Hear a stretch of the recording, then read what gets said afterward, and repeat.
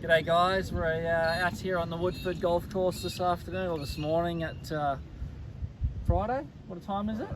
About 10 o'clock, 11 o'clock? Quarter to 10, yep. Quarter to 10. Renovations are due for this Monday the 11th of March, so we're just going through our rerun, practice run to make sure everything's alright. So I've got head super here, Aaron Walsh, second in charge, 2IC, young Chrissy Walk down there. So just to all our members and guests, we're going to run through each of our machines just to explain a little bit more detail on what they do, why they do it, and the process of that as well. So Aaron, if you just explain our first machine here, what it does, how we're going to process the machine and what we run through. Sure. So this is our fairways mull. We've put some Scarifying heads on it. So with this machine, it'll go through and vertically cut into the surface of the green, pulling out any of the dead and living material, which is the thatch built up over the last 6 months since the last major reno. And that just alleviates the thatch, helps the green breathe a bit better, and encourages more lateral leaf growth. Yep. So that'll go into the green. How deep, Aaron? How deep will that go into the grass? So we had some tests done to tell us to look at what's going on with the greens themselves, and they'll come back that we've got a 10 mil thatch depth at the moment. So we're going in at negative 10 or 10 mil, which will get down through the whole thatch, which will allow air and water right through. Great. All right. What's this one, Aaron? This is greens mower? This is just our greens mower. So with this one, we'll just go over after we've dethatched them, and then that'll just clean them up and get anything left behind and have the surface ready. Cool. And our big John Deere. Yep. We'll have a look on the back of that one if we can.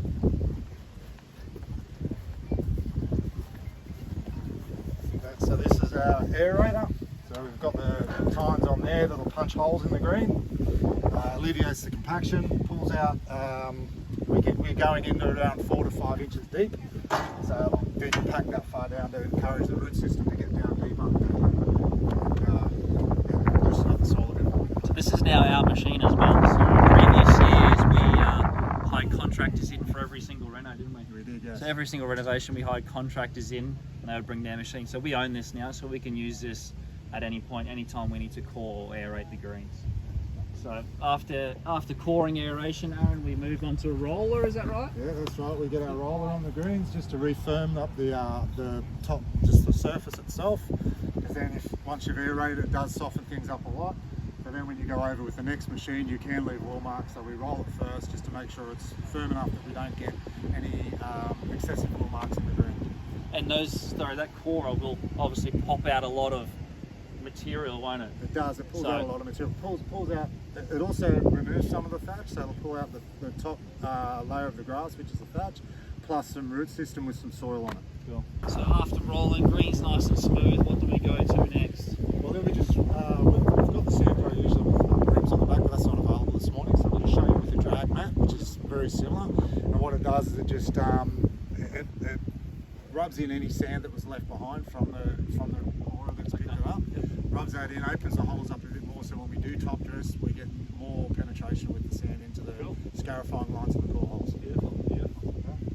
After that, we then just use the blower, run that over quickly just to blow any bits of chaff that are left behind from the Scarifier or the corer, and that just cleans them right up. and again, our purchase of the machine maybe end of last year, midway through last year, we purchased this blower to blow leaves off fairways and obviously it aids greens, us. tees, fairways, paths, everything. In previous years, what we use, hand blowers? Yeah, hand blowers. So in previous years, with hand blowers, 5, 6, 7, 8, 10 volunteers out there. So one person, one machine. How many? 5, 10 minutes? Yeah, per green. Yeah, 5 to 10 so we minutes save a lot of yeah. time there. And then last of all, Aaron? And then the top dressers. So this is last thing we do after a race. We put it on fairly heavy after renos because we've got fairly deep grooves from the Scarifying, and we also got those from the fill most of them up. So it's usually a hopper to a green, which is roughly. So one tank to a green, roughly. Yeah, roughly. This is only a small green, so I haven't filled it right up. And then after that, we go with the drag mat to smooth all that off. Yep, so then one last run with the drag mat. Run with the drag mat to smooth the sand off to fill in the core holes and the Scarifying lines. And so that's it, pretty much. The renovation sort of done. Then we fertilise and let them grow. So that's Monday, Tuesday they're all done. Wednesday we fertilise. Yep. Wednesday we fertilise. Pending weather, we'll make a decision on what we do after that, I guess, mate. Yeah, and then there'll just be we'll roll probably 3 to 4 times up until the first cut. Okay, so 3 rolls before your first cut. At least. Okay, awesome. All right, stay tuned for some action on the mowers.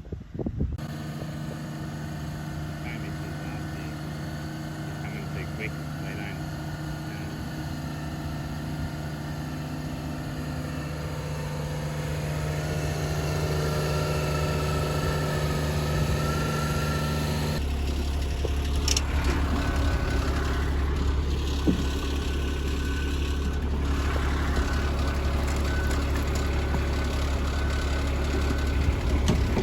So yeah, we're just explaining how much thatch comes out of these greens, everyone. So everyone can see that in my camera. That's how much we just grabbed out of that green. That's 1 run. So that's 1 run. So how many runs do we normally do? Generally 5 to 6, 5 to depending on the 6 size runs. of the green. Yep. So bigger greens you might get up to 8 runs on Yep. a green. Yeah.